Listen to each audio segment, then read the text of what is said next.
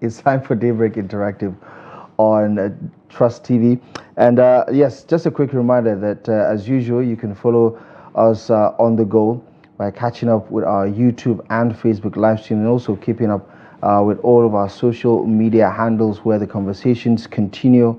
Plus, you get to not miss out on any of the conversations while the show is still on. Also, check out our website, trusttv.com. Now, let's talk about the cost of living in Nigeria with specific reference to cost of food commodities across the various locations. With everything that is happening with regards to food inflation, the concerns about food security or insecurity, the reports that keep reminding us that millions of Nigerians will definitely be at the receiving end of this particular ongoing economic situation. There are concerns that many Nigerians are bending over backwards to pay for this surge in the price of food commodities. Staple foods, for instance, we were just talking about tomato a couple of weeks ago, even though there are reports that the prices are gradually coming down. We'd like to hear from you, from the ground, from the different locations, what the experience is like when it comes to the cost of food commodities across your markets, across shops. What are you experiencing right now? Let's get the conversation started. Let's get the conversation on the way, because we'd like to get your thoughts on this one, especially as the government is waiving some of the taxes on some of these food commodities just to help bring down some of these prices. Are you witnessing some of these declining prices of staple foods or even perishable goods like tomatoes, for instance, where you are located? So give us a call.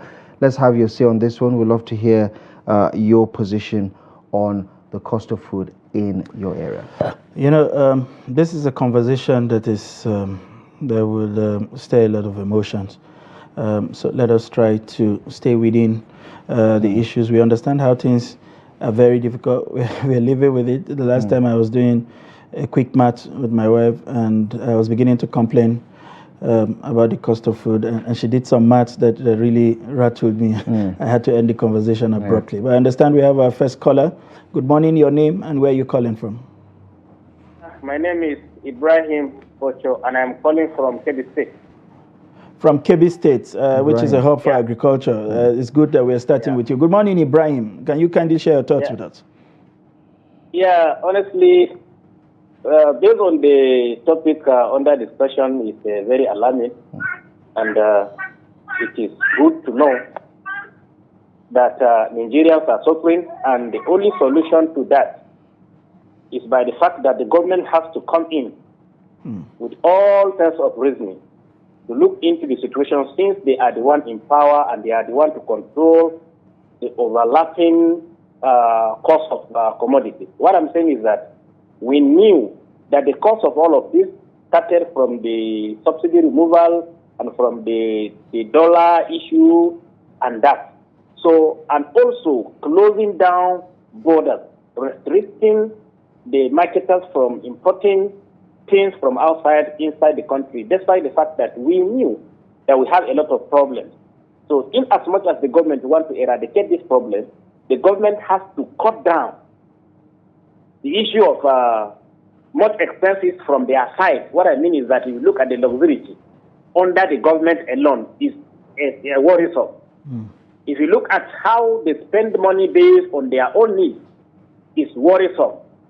And then, based on the report you aired concerning the fertilizer opportunity, if you look at what is happening concerning all of that, the farmers cannot be able to afford to buy that because of the cost of the bags of fertilizer. And also, the rice, the maize, and what have you, is also in the cost side. So, if you sell one bag, you are looking for maybe buying herbicide, buying that, you cannot be able to sustain buying a bag of fertilizer, which is about 50-something thousand.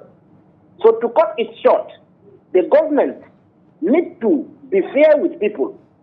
It is not, in a good side of the government to neglect the feelings of the masses, because the masses that are suffering are the people that are looking up to the government for solution, because their hands cannot reach where they will go and then solve their problem. So that is to say that the representatives from their localities have to talk to the government, or they have to sit down together and then iron out on a way forward. Yeah. Thank you very much, Brian, Ali. thank you so much. Yeah, thank you so much for calling. Appreciate that very invaluable contribution. He made sense, especially on the last point, the cost of production.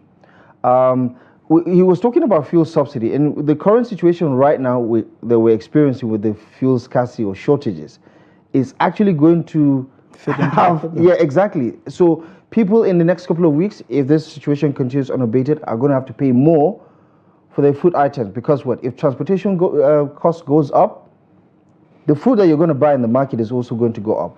And when the farmers have to pay a lot more to buy their farm implements, guess what? When they harvest, they're going to charge more. So these are the ripple effects of everything else. And, you know, with regards to the fuel subsidy situation, we've not handled that very well. The flotation of the Naira itself is not looking very well, except for the whole import, waiver that which was recently announced by the federal government. All right. Good morning. Your name and where you're calling from? My name is Abdullahi calling from Bauchi State. Good morning, Abdullahi from Bauchi. What part of Bauchi are you calling from, please? Within Bauchi Metropolis. Okay. Oh, that's great. Please go ahead. Thank you for having me this morning. Actually, things are getting out of hand in this country. The prices of commodities are every day, getting higher. It is quite unfortunate. I just watched a Senate debate talking about distributing fertilizer to, 60 trucks each to each state governor, and the two trucks for the senators and one trucks for the members' House of Representatives. Even if they did that, I think that is not even the solution, because it's not everyone that will be able to access that fertilizer. It's not everyone. Because it's only the politicians are only considering the people that are, are under them, or who are in politics, who are working for them. These are the people that will benefit from this fertilizer. And what about the other people, the other common man, who doesn't have any access to this politician? How will he get it? Let us just work it out and have a more robust solution to our problem. But this is not the best way to go about it. This is not the best way to go about it. The prices of commodities are every day getting higher. Every day getting higher. I was in the market yesterday. I couldn't believe what I saw yesterday. Actually, the bag of rice is almost getting to 100,000 naira. The bag of maize is getting to 100,000 naira. Almost everything. Come on, we need to find a better solution. I have never seen a country that like ours. Nobody is saying anything. Nobody is doing anything to get it right. So I am suggesting the National Assembly and the executive, they should look at this issue holistically. If care is not taken, they cannot be able to come back to their constituencies. And so also the government, of course, they should be careful when the masses get angry. I'm afraid what will happen. May God bless this country. Thank you very much. Amen to that, Abdullahi. Thank you so much for calling. And the concerns you raise are quite germane, but it is much more than these members of the National Assembly wanted to get a re-election. It's about the survival of the average Nigerian, or if not completely Nigeria as a nation state. Hunger is not something that you can take for granted, because you can only preach good policies and the rest of that to somebody who is properly fed. And so if you have a policy that impacts on the capacity of people to keep up daily, you are just setting yourself up for something that is not good. And some of the points that have been made are taken, to the point I was making to you when this conversation started. I have a family, in my household, there are about 8 of us. 3 kids, my wife, a domestic assistant, and siblings. If you reduce the cost of living for one person to just 1,000 naira daily, you're talking about cost of food of about 240,000 naira in a month. How much does the average Nigerian earn? Yeah, exactly. Before you talk about fueling and other cost of We're living, just talking about health, just surviving. just food. Just eating. To 1,000 naira per person in a day, and you know that is almost impossible. Yeah. Yeah, it's quite telling. Let's speak to our next caller then. Hello, good morning. Hello? Hello, good morning. Good morning. Welcome to Daybreak Interactive. Your name, please, and where you're calling from. I'm calling from Gombe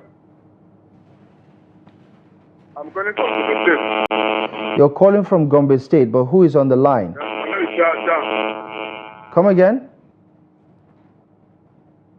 My name is Charles. Charles from Gombe. Yes. Go ahead, Mr. Charles. Yes. What I'm saying is that this country, we have to be self-forward and I have heard Akpabio saying something about where to APC. If you are not an APC member, that I was heard all those things. So what I'm saying is that the real truth in this country is for us to remove of religious hatred and ethnic hatred.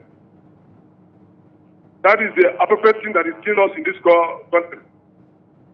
If you can keep aside of maybe this person is the APC, BDP, Labour Party, all these things, and again the people that are the government again should put mind in people that are packing beans, rice, pizza, and distribute them as serving. As you went to you pack, some people will pack beans. Now if you go to market now, beans is 3,000 naira, 3,002. Then some people who went and pack those beans and hide them, stock them. So government should put effort in these people that pack beans and go and hide it, waiting for the beans to be selling at 5,000 before they will be taking it out. I get it me. Yes, now, yes. if you go to a market to buy beans, the beans is 3,000 naira, 3,000 to 2,700 naira per month. And that's not to say there's no beans in this country, there's beans. But people went and pack those beans and hide them in their different stores. Yeah.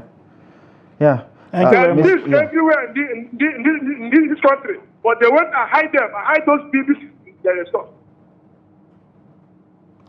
Okay.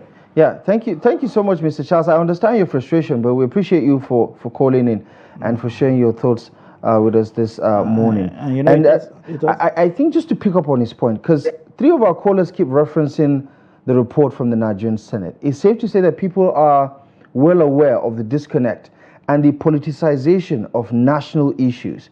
And that signposts the larger problem, isn't it? This identity politics, that if you're not under the umbrella of my political party, for instance, you're not going to get, the benefits that's supposed to come to you simply because you're a Nigerian who is in need of intervention.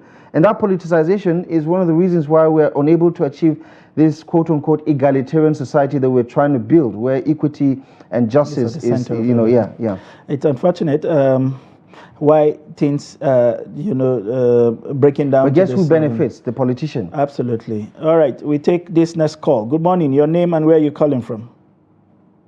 My name is Tony. I'm calling from Benue State, Otukpo, precisely. Good morning, Mr. Tony Eze from Otukpo. How is Otukpo this morning? I hope the rains are fully with you.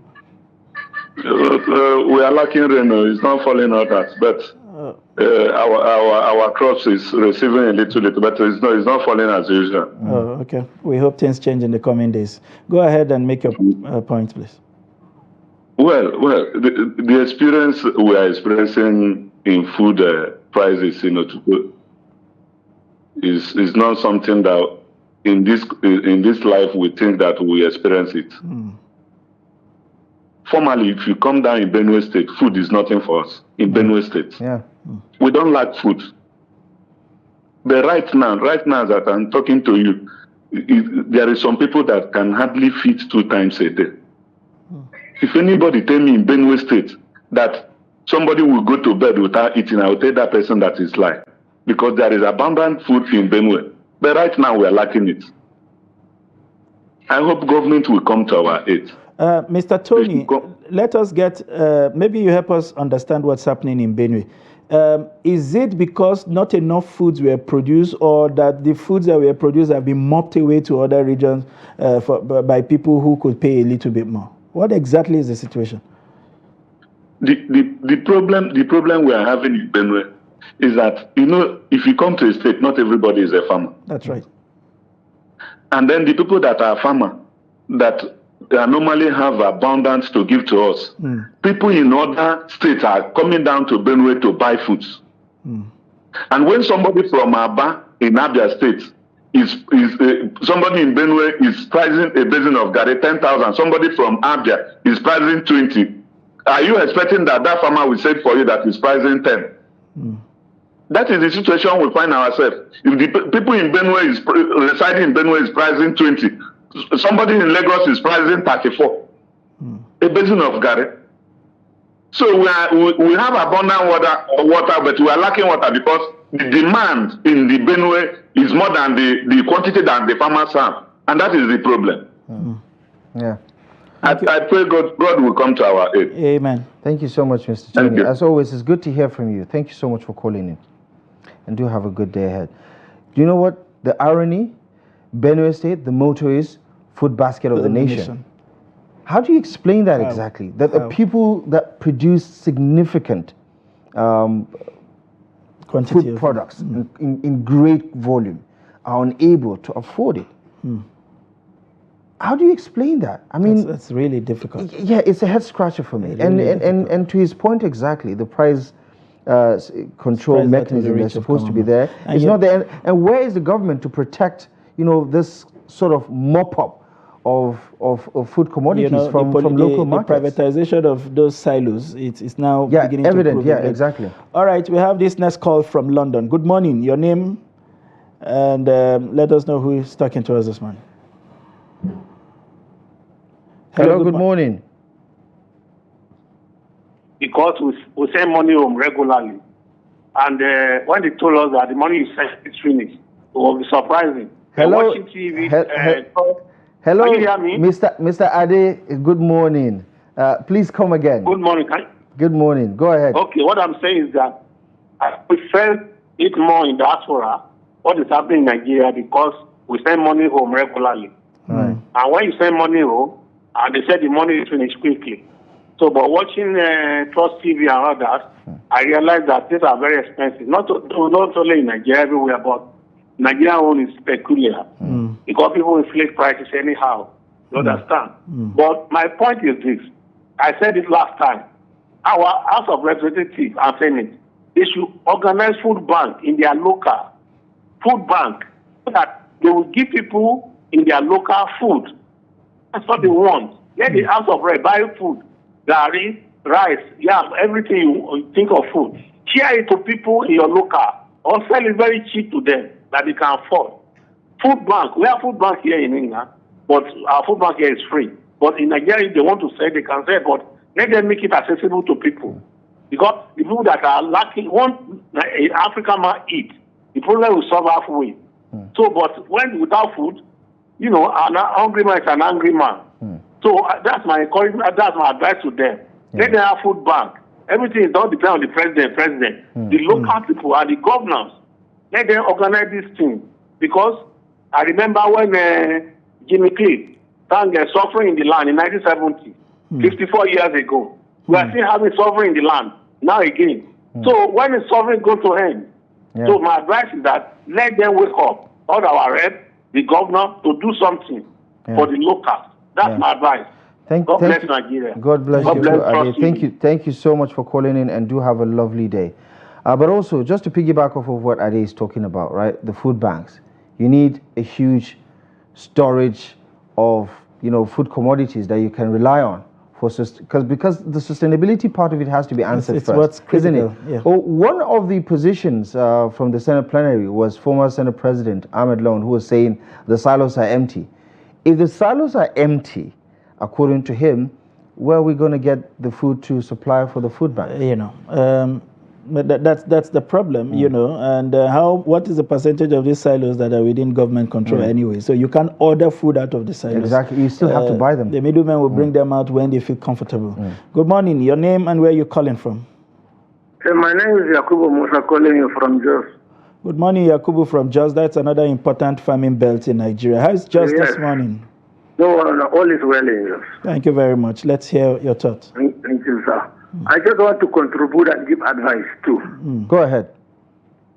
You see, the problem of Nigeria today is that exchange rate and the removal of that subsidy. These are the two contributory factors that lead to skyrocketing of price of living. Now they say they will reduce, they have suspended tariff on rice, grains in short, chemicals and fertilizers. Fine and good. How much will you change the naira to dollar before you go and buy these items? Look at the exchange rate, almost 1,530. Yeah. Now, take an example. If had it been the price of the dollar will come down, almost everything will be coming down. I could remember last, I think 2, 3 or 4 months ago, when the dollar started coming down.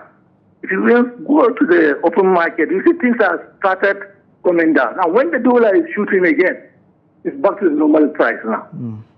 So, had it been instead of giving the governors this 10 billion and sharing fertilizers, the Senate and the rest, as one of the callers from Bauchi is saying, if you're not close to the red member, you're in a village, or maybe you trek to your village, how will you have access to that fertilizer? Fertilizer cannot do the common man. Yeah. And those around them, they will share it within themselves. And what is one trailer of fertilizer? Nigeria is not a small place. It's not a local government. Yeah. Now, if every local government will begin by a trailer of fertilizer, a lot of people will not get it. Assuming every local government will get a trailer, it's just 600 bags inside a trailer. 2,000. Yeah. If there are 600 bags in a trailer, in a local government, we have more than 5,000 farmers. Are they going to try it per mudu? Yeah. It's good for every farmer to have at least 2, 3, 4, 5 bags at a subsidized rate, not free. That's right. Make the price cheaper so that everybody will afford to buy it.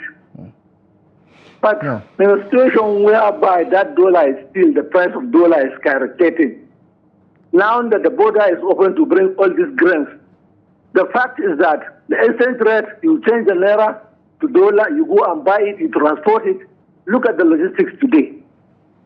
Now a liter of petrol in some places 800, 900, even 1,000 naira in some rural areas. And all these are going back to who? The citizens. You see, that is the problem we are facing. Not sharing the fertilizer to the people, not giving the government 10 billion. Yeah. That is the solution. The solution is let them find a situation whereby that dollar will be down. If the dollar is down, we don't have anything on our own. All our factories, our industries, they are closing. Now, was it 3 or 4 days ago, when most of the foreign firms, they exit our country. No electricity, and all that they will do the production. And on the cost of labor. Now, look at how the labor are fighting to increase the salary.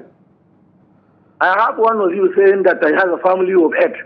Now, assuming 1,000 naira per head, when you multiply in a month, it's not a small amount of money. So my solution, I'm begging the government to look at the situation, how the dollar exchange rate will be down, so that everything will be down.